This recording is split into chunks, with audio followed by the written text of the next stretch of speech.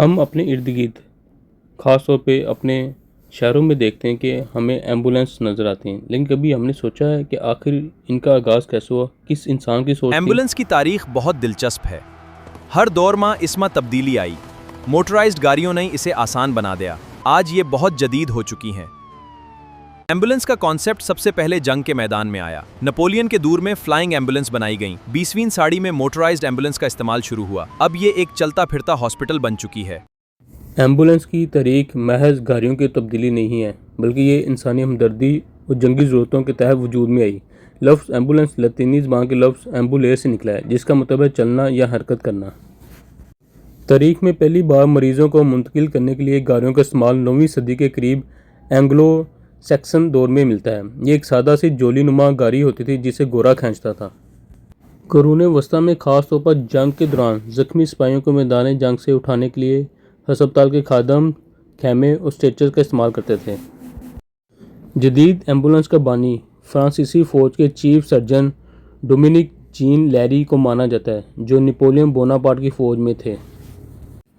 1972 میں انہوں نے محسوس کیا کہ زخمی سپاہیوں کو میدان جنگ سے ہسپتال تک پہنچانے میں بہت دیر ہو جاتی ہے، جس کی وجہ سے کئی جانیں چلی جاتی ہیں۔ انہوں نے ایمبولینس والنٹیرز یعنی کہ اڑتی ہوئی یا تیز رفتار ایمبولینس ایجاد کیں، جو گھوڑوں سے کھینچی جانے والی 2 پہیوں والی ہلکی گاڑیاں تھیں۔ یہ گاڑیاں میدان جنگ کے بیچ میں جا کر زخمی سپاہیوں کو نکال لاتی تھیں۔ پہلی سول ایمبولینس 1832 میں لندن میں ہیضے کی وبا کے دوران مریضوں کو منتقل کرنے کے لیے پہلی بار عام شہریوں کے لیے ایمبولینس سروس شروع کی گئی۔ ہسپتال پر مبنی سروس 1869 میں نیو یارک کے بیلویو ہسپتال بیلویو ہاسپٹل نے پہلی بار باقاعدہ ہسپتال کی زیر نگرانی ایمبولینس سروس شروع کی، جس میں گھوڑا گاڑی پر طبی سامان اور سرجن موجود ہوتے تھے۔